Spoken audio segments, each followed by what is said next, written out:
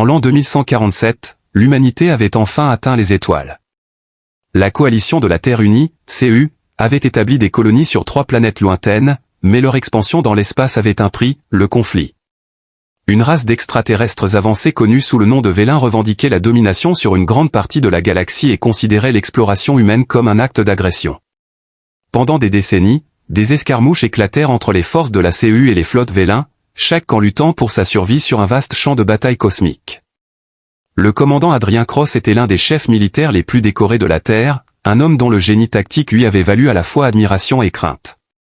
Avec des yeux bleus perçants qui semblaient transpercer n'importe quel défi et une mâchoire taillée par des années de détermination, il commandait le respect non seulement de ses troupes mais aussi de ceux qui s'opposaient à lui. Pourtant, sous son extérieur stoïque se cachait un homme accablé par la perte, sa femme et sa fille, victimes de la guerre, hantaient ses rêves. Chaque nuit, il se battait non pas par haine mais par devoir, croyant que la paix ne pouvait être atteinte que si l'humanité restait forte face à ses adversaires. De l'autre côté de cette division interstellaire se tenait le commandant Xiron Vess, leader de la flotte Vélan, n'était pas né dans le pouvoir comme ses prédécesseurs. Au lieu de cela, elle a accédé à ce poste grâce à une compétence et une détermination inégalées. Son apparence éthérée, mystérieuse et terrifiante démentait ses capacités létales, et sa peau argentée scintillante reflétait la lumière comme une étoile liquide. Ce que personne ne savait, cependant, c'était que derrière son comportement redoutable, il y avait une âme en quête de connexion et quelqu'un qui... Dans un moment de tension intense près de la nébuleuse d'Andromède, les chemins d'Adrien et de Xiron se croisèrent. Le vaisseau amiral de l'UEC, le OS, avait été attaqué par des croiseurs Vélans, et Adrien était acculé, préparant son équipage à ce qui semblait être une mort certaine. Soudain, une transmission crépita dans le système de communication, et c'était Xiron, sa voix autoritaire et fluide, parlant sans faute. « Commandant Cross, vous êtes si courageux de confronter la mort de front. Maintenant, rends-toi et je sparerai ton équipage. » La réaction d'Adrien fut rapide et rebelle. « Quelles sont vos véritables intentions ? Je veux comprendre pourquoi votre espèce continue de provoquer la nôtre. Vous êtes des êtres intelligents capables de raison, pourquoi choisir la guerre ?» Xiron hésita avant de répondre, son ton s'adoucissant à peine.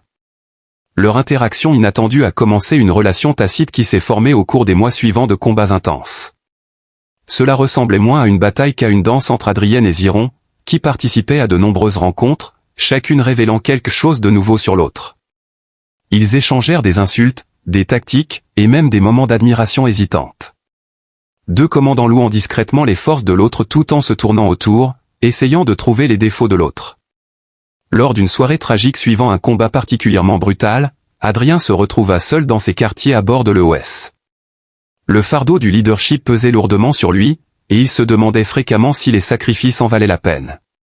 Alors qu'il s'apprêtait à se servir un verre de whisky, le système d'intelligence artificielle du vaisseau l'alerte d'un message entrant. Le commandant Adrien, naturellement curieux, accepta la transmission, et à sa grande surprise, Xiren se matérialisa à l'écran. Elle commença à sourire doucement, son expression mystérieuse, et elle dit « J'espère que tu es toujours en vie. Ta force est inspirante. » Xiren inclina la tête de manière espiègle, ses yeux pétillants se plissant, Adrien haussait un sourcil. « Je pensais que tu avais abandonné l'idée de me terrifier, pourquoi ne prépares-tu pas ta prochaine attaque au lieu de discuter ? Peut-être que c'est parce que j'en ai marre des disputes ou peut-être simplement parce que je m'épanouis quand j'ai une conversation avec quelqu'un qui me fait réfléchir. » Au milieu des tensions diplomatiques et des batailles, les communications clandestines d'Adrien et Xiron sont devenues une bouée de sauvetage pour chacun d'eux. Ils trouvaient des moments pour se connecter, partageant des histoires de leur monde et de leur vie. Adrien parla des villes vibrantes de la Terre, de l'art, de la musique et des joies simples de regarder un coucher de soleil. Leur échange a duré bien tard dans la nuit, abordant tout, des tactiques à la philosophie. Adrien réalisa qu'il avait ri plus pendant l'appel que depuis des années, bien qu'il ne l'admettrait pas à voix haute. En attendant leur prochaine rencontre, cette fois en tant qu'égaux, les communications clandestines promettaient beaucoup. Lors de l'une de leurs conversations, Xiron révéla une vérité inattendue. Sa voix était remplie de nostalgie lorsqu'elle a demandé « Sais-tu ce que signifie mon nom dans notre langue ?» La réponse se traduisait par « né sous une bonne étoile ». Ses parents croyaient qu'elle possédait l'essence du cosmos, alors elle s'arrêtait parfois, son regard se perdant hors écran. Parfois, je me demande si je suis destiné à être autre chose qu'une soldate. Tu es plus que ça, Xiron, et Adrien se pencha un peu plus près, sa garde tombant légèrement. Il est clair pour tout le monde que tu es unique, même quand nous ne sommes pas d'accord, je ne peux m'empêcher de respecter ta curiosité insatiable et ta compassion sans borne. Ziron taquinait parfois Adrienne au sujet des bizarreries humaines, comme leur obsession pour le café ou leur étrange fascination pour les animaux de compagnie. Dis-moi encore pourquoi vous laissez de petites créatures régner sur vos foyers, plaisanta-t-elle, son rire résonnant à travers les communications. Adrienne n'avait jamais vu la réaction de Ziren auparavant, et elle se demandait ce qui poussait Adrien à continuer de se battre. Ce n'est sûrement pas seulement le devoir, pensa-t-elle. Il hésita, puis soupira. Peut-être que c'est l'espoir qu'un jour nous pourrons trouver un moyen de coexister sans effusion de sang. Elle répliqua prudemment, ça semble absurde, mais on appelle ça de la compagnie, dit Adrienne d'un ton aigre. Tu pourrais comprendre si tu cessais d'être si royal. Malgré leur nature enjouée, il y avait des moments où la réalité menaçait de saper leurs liens fragiles. Par exemple, après une bataille horrible qui a tué des dizaines d'humains et de Vélance, Ziron a contacté Adrien, visiblement bouleversé, et a demandé « Est-ce que ça en valait la peine ?» avec une voix tremblante d'émotion. Je ne sais pas comment gérer la culpabilité qui le ronge, ainsi que toutes les vies perdues à cause de ce qu'Adrienne a fait. Peut-être que nous ne sommes que des pions dans un jeu que personne ne peut voir, se demande Ziron. À l'insu d'Adrienne et d'elle-même, des agents de renseignement sur Terre surveillaient de près les transmissions d'Adrienne et devinrent suspicieux lorsque des extraits de ses conversations avec Ziron furent divulgués à des hauts responsables. L'indignation s'ensuivit alors que la nouvelle de leur intimité croissante se répandait comme une traînée de poudre. Les rumeurs ont commencé à circuler à bord du vaisseau amiral de Vélan, accusant Adrien de trahir ses idéaux et de se ranger du côté de l'ennemi. Pendant ce temps, leur vénéré capitaine était accusé de fraterniser avec l'ennemi. La dissension parmi les rangs de Ziron grandissait à propos des interactions d'Astrius avec Adrien, que beaucoup considéraient comme une trahison de leur cause et une indication de sa faiblesse. Certains allaient même jusqu'à dire qu'elle avait des sentiments amoureux pour Adrien, une accusation qui enrageait les groupes les plus radicaux. Le commandant Calvori a eu une conversation privée avec Ziren, lui disant « Vous risquez tout si vous laissez les sentiments obscurcir votre jugement. Cela nous met tous en danger. » Le ciment à sa place, dit Ziron calmement en réponse à son regard intense. Cal, peut-être que si tu pouvais comprendre le concept d'empathie, nous pourrions nous libérer du cycle vicieux de la violence. Cal se plaignait que l'empathie ne gagne pas les guerres, la force le fait. Si vous ne pouvez pas diriger avec clarté, d'autres prendront les devants.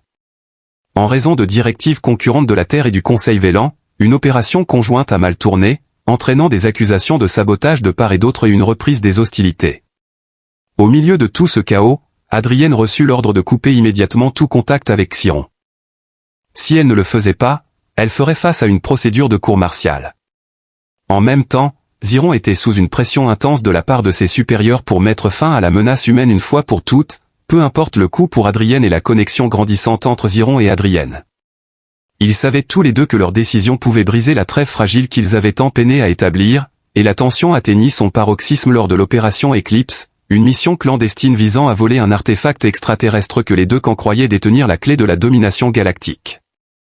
Adrienne dirigeait une équipe d'opérateurs d'élite de l'UEC dans leur quête pour récupérer la relique, mais elle ignorait que les forces de Ziron approchaient également du même endroit.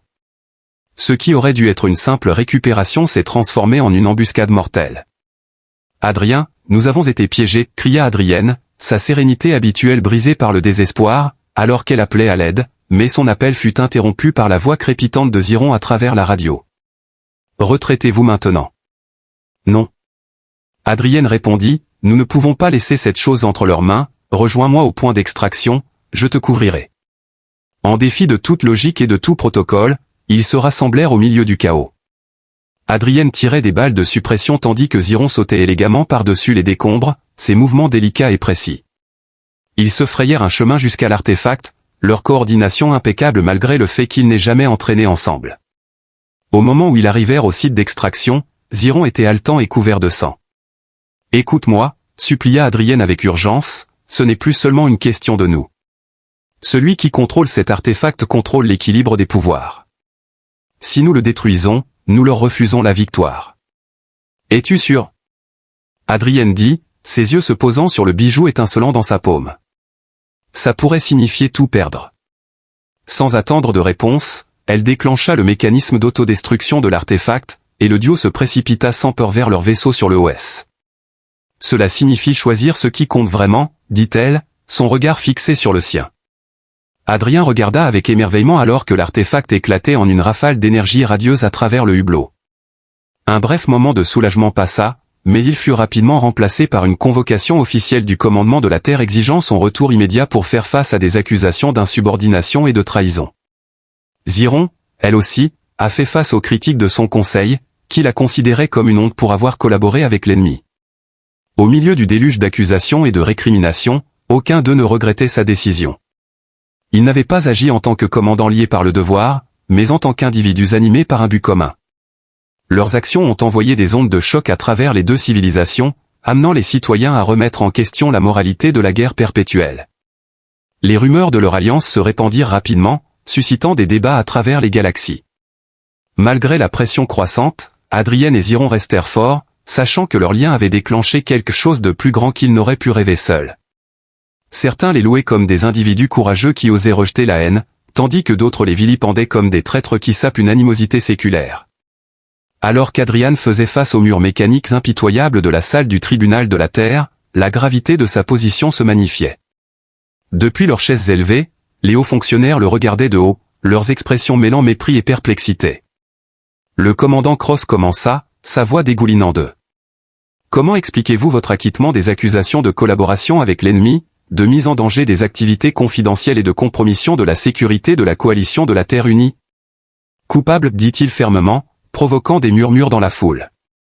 Mais pas de trahison en choisissant la paix plutôt que l'anéantissement. Si détruire cet artefact signifiait sauver des vies, humaines et du voile, alors oui, je le referais. La position d'Adrien resta ferme, dissimulant son estomac qui se serrait.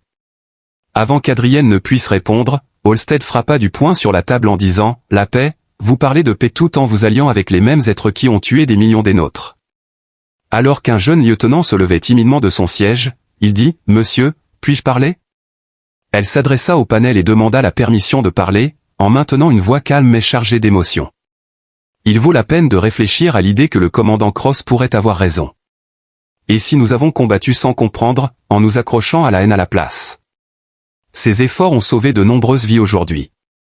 Ces remarques ont provoqué un tumulte dans la pièce, les opinions des gens étant divisées de manière tranchée. Certains murmuraient en accord, sur l'inutilité du conflit sans fin, tandis que d'autres la rejetaient comme innocente. À bord de l'Estrius, qui se trouve à des années-lumière, l'ancien Vélan débattait avec colère du destin de Ziron dans une salle de conseil similaire. « Tu nous fais honte, Ixen, tonna l'Eldetrax, ses traits allongés déformés par la colère.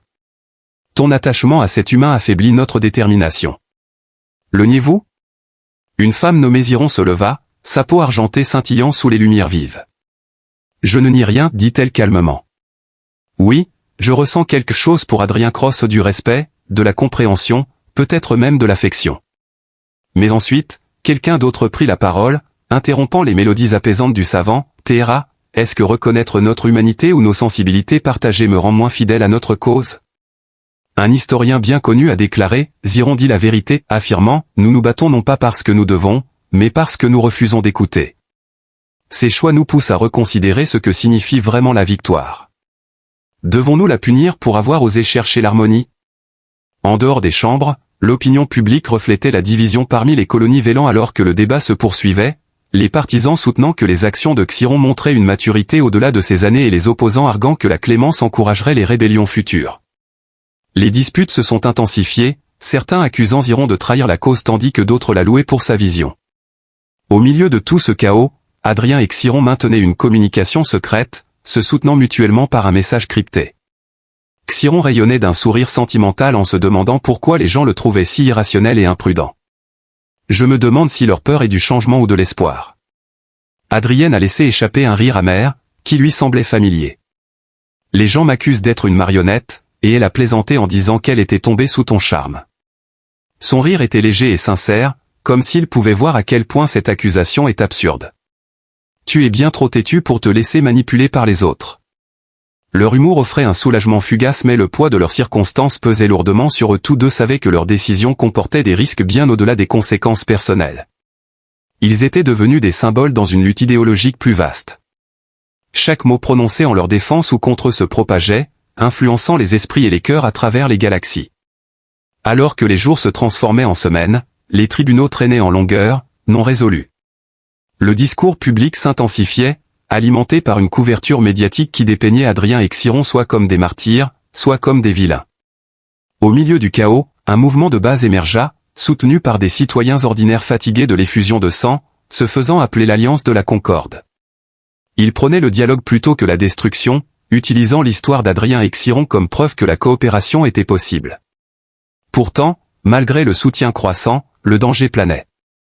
Des figures obscures au sein des deux gouvernements cherchaient à faire taire le duo de manière permanente, les voyant comme des menaces aux structures de pouvoir établies. Des complots d'assassinat ont émergé, interceptés de justesse par des alliés prêts à tout risquer pour les protéger, car pour Adrien et Xiron, la survie devenait aussi précaire que leurs idéaux, les forçant à naviguer dans un labyrinthe. Et d'intrigues où la confiance était rare et la trahison guettait à chaque coin. Lors d'une revue des rapports de renseignement un soir, la console d'Adrienne a soudainement affiché une alerte concernant un vaisseau non autorisé s'approchant de l'EOS. Avant qu'il ne puisse enquêter davantage, la porte s'ouvrit, révélant une silhouette encapuchonnée. Adrienne, surprise, tendit la main vers son arme de poing, mais le visiteur baissa sa capuche, révélant un érudit. Elle chuchota rapidement au neuf commandant Cross, « Nous n'avons pas beaucoup de temps. »« Que fais-tu ici ?» Adrienne s'est exprimée, « Tu prends beaucoup de risques en venant ici », tandis qu'il abaissait son arme tout en restant sur ses gardes. Un groupe au sein du Conseil Vélan tente de faire tuer Irène et de vous impliquer dans le complot, ce que Nirène a reconnu avec grimace. « Me fais-tu confiance ?» Naen jeta un regard anxieux vers la porte en disant, « Ils ont l'intention de déclencher une guerre à grande échelle en utilisant vos morts comme justification. Vous devez agir rapidement avant qu'Adrien ne puisse réagir. » Le sang d'Adrienne se glaça à la pensée de qui était derrière tout ça. En quelques secondes, les alarmes du vaisseau se sont déclenchées, et des gardes armés ont fait irruption dans ces quartiers, les armes au poing. Réagissant rapidement, Adrian poussa Naen dans une alcôve dissimulée derrière un panneau de cloison, lui ordonna de se taire d'un ton grondant, puis se tourna vers les officiers en demandant « Que se passe-t-il » Une figure autoritaire répondit d'un ton sévère, « Ordre du commandement, monsieur », signifiant que vous seriez détenu jusqu'à ce que des preuves supplémentaires concernant votre coopération présumée soient disponibles. Avec un grognement de « Je suppose qu'ils n'ont pas perdu de temps », Adrian consentit à être escorté vers la prison, malgré son irritation. La porte de la cellule se referma bruyamment derrière lui. À bord de l'Estrius, Xiron pouvait sentir le trouble à l'horizon, le capitaine Calvori était devenu belliqueux et avait commencé à douter de son autorité à chaque étape. En recevant une information anonyme sur un coup d'État, elle s'est rendue compte que c'était trop bon pour être ignoré. Elle rassembla un petit groupe de policiers fiables et trama de démasquer les conspirateurs en présentant la situation comme une maintenance régulière. La nuit tombait lorsque Xiron examinait des journaux de données dans son bureau privé quand les lumières vacillèrent et s'éteignirent. Instinctivement, elle activa sa lame énergétique montée sur le poignet, projetant une lumière bleu pâle autour de la pièce. Les ombres dansaient au bord de sa vision, et elle se retourna pour esquiver une attaque qui se dirigeait vers elle. L'attaquant se matérialisa depuis l'obscurité, nul autre que Cal lui-même, son visage tordu par la rage. « Ton règne se termine ce soir, Xiron, » dit-il avec un grognement avant de se lancer à nouveau. Esquivant une autre attaque, Xiron para habilement, ses mouvements fluides et précis. « Tu crois vraiment que me tuer résoudra quelque chose ? Le contrôle garantit la survie, pas l'honneur, comme Cal l'a sarcastiquement souligné. » Leur confrontation s'est intensifiée dans les couloirs, attirant l'attention des autres membres de l'équipage. Les sirènes retentirent alors que des renforts étaient appelés, mais la situation resta chaotique. Xiron a finalement maîtrisé Cal, le maintenant au sol. Sa voix résonnait avec autorité, haine et une pointe de loyauté alors qu'elle proclamait « Assez ». Alors que la nouvelle de l'attentat se répandait, les factions modérées étaient outrées. Pour la première fois, beaucoup ont commencé à voir Xiron comme une force stabilisatrice plutôt que comme un radical.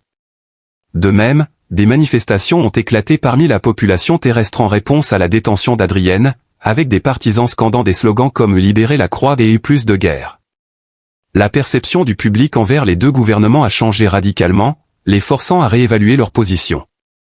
Cependant, juste au moment où l'espoir commençait à s'estomper, une cabale mystérieuse trama de mettre fin à tout cela. Le temps était compté alors que les tensions montaient et que des individus agissant indépendamment des dirigeants de la Terre et de Vélan organisaient une attaque catastrophique pour éliminer toute possibilité de paix. Enchaîné et accompagné par des gardes au visage sévère, Adrien arriva à une station spatiale neutre désignée pour des négociations d'urgence. À sa grande surprise, il trouva Xiron déjà là, son port royal inchangé malgré les événements récents, leurs regards se croisèrent brièvement, transmettant une solidarité tacite, avant qu'ils ne prennent chacun leur place. Alors que les représentants de la Terre et des Vélins échangeaient des formalités, une atmosphère de tension remplissait la salle.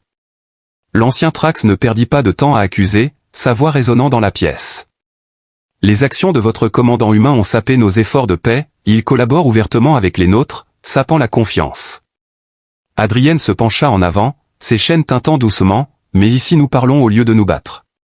Trix se hérissa à cela, mais Scholar 9 interrompit, son ton mesuré mais ferme.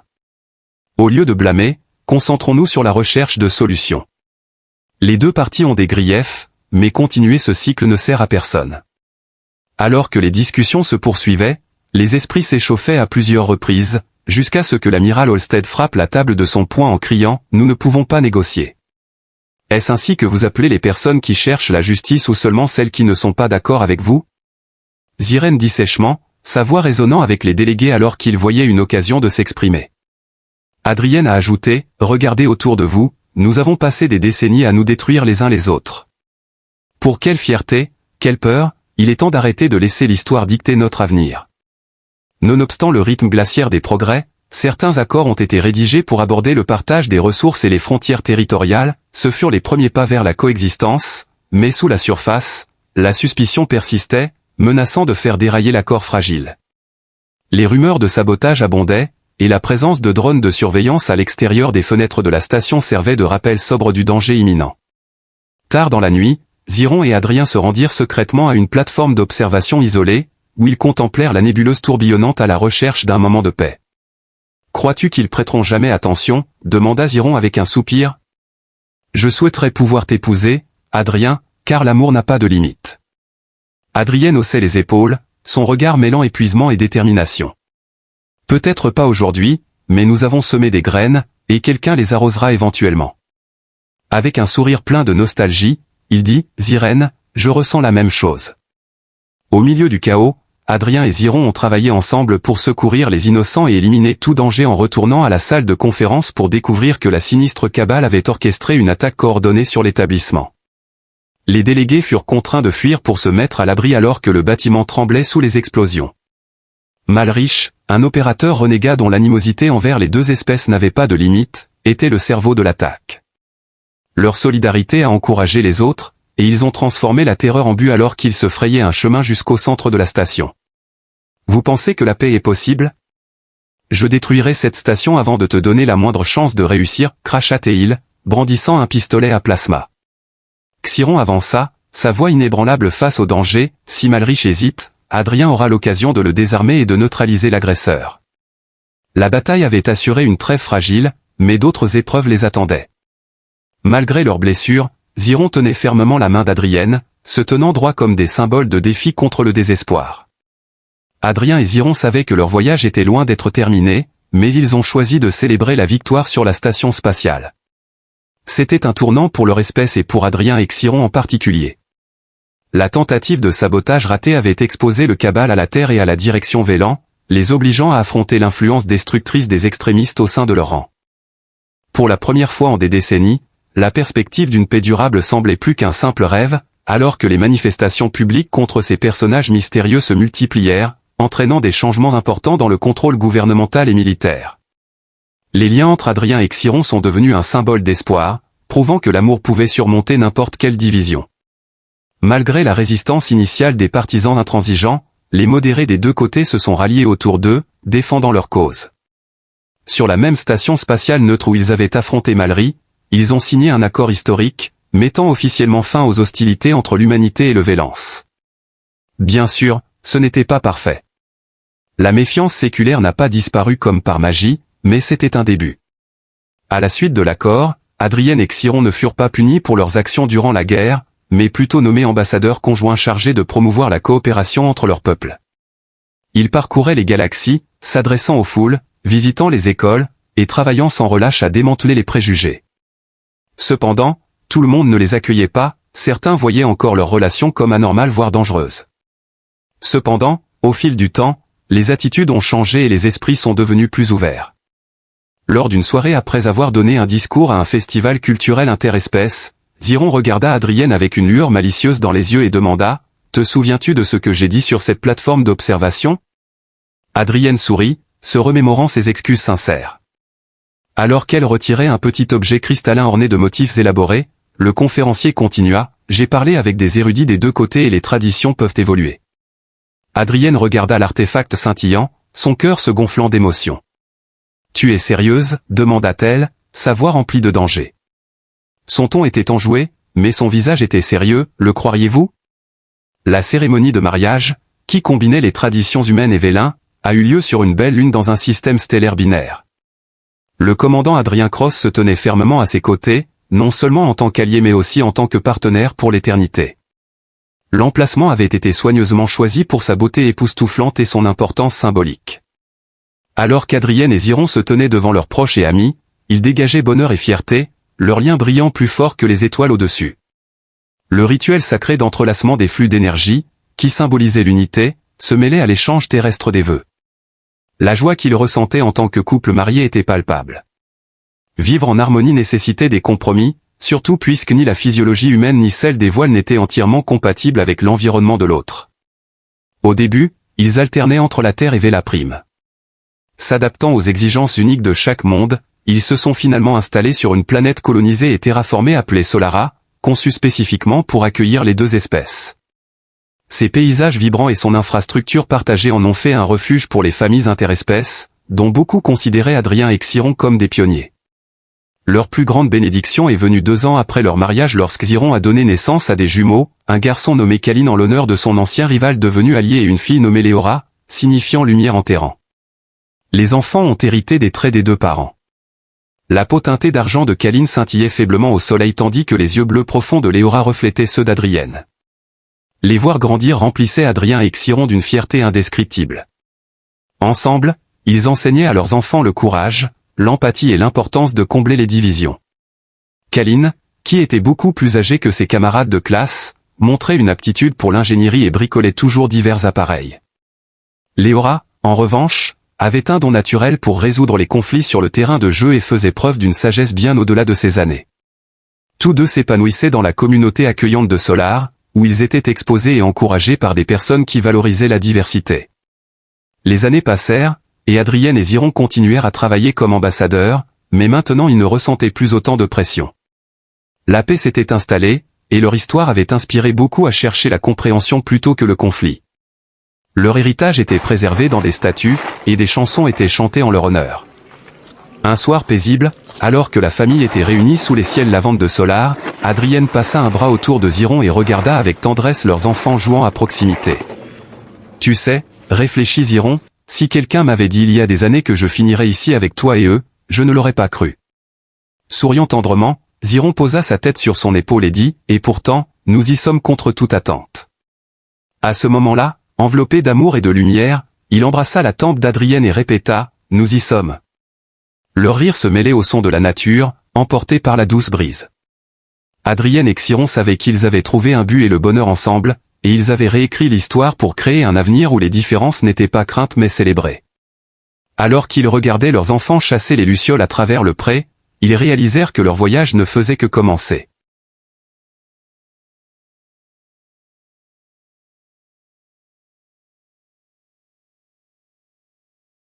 En l'an 2147, l'humanité avait enfin atteint les étoiles. La coalition de la Terre unie, CU, avait établi des colonies sur 3 planètes lointaines, mais leur expansion dans l'espace avait un prix, le conflit. Une race d'extraterrestres avancés connus sous le nom de Vélin revendiquait la domination sur une grande partie de la galaxie et considérait l'exploration humaine comme un acte d'agression. Pendant des décennies, des escarmouches éclatèrent entre les forces de la CU et les flottes Vélin, chaque camp luttant pour sa survie sur un vaste champ de bataille cosmique. Le commandant Adrien Cross était l'un des chefs militaires les plus décorés de la Terre, un homme dont le génie tactique lui avait valu à la fois admiration et crainte. Avec des yeux bleus perçants qui semblaient transpercer n'importe quel défi et une mâchoire taillée par des années de détermination, il commandait le respect non seulement de ses troupes mais aussi de ceux qui s'opposaient à lui. Pourtant, sous son extérieur stoïque se cachait un homme accablé par la perte, sa femme et sa fille, victimes de la guerre, hantaient ses rêves. Chaque nuit, il se battait non pas par haine mais par devoir, croyant que la paix ne pouvait être atteinte que si l'humanité restait forte face à ses adversaires. De l'autre côté de cette division interstellaire se tenait le commandant Xiron Vess, leader de la flotte Vélan, n'était pas né dans le pouvoir comme ses prédécesseurs. Au lieu de cela, elle a accédé à ce poste grâce à une compétence et une détermination inégalées. Son apparence éthérée, mystérieuse et terrifiante démentait ses capacités létales, et sa peau argentée scintillante reflétait la lumière comme une étoile liquide. Ce que personne ne savait, cependant, c'était que derrière son comportement redoutable, il y avait une âme en quête de connexion et quelqu'un qui, dans un moment de tension intense près de la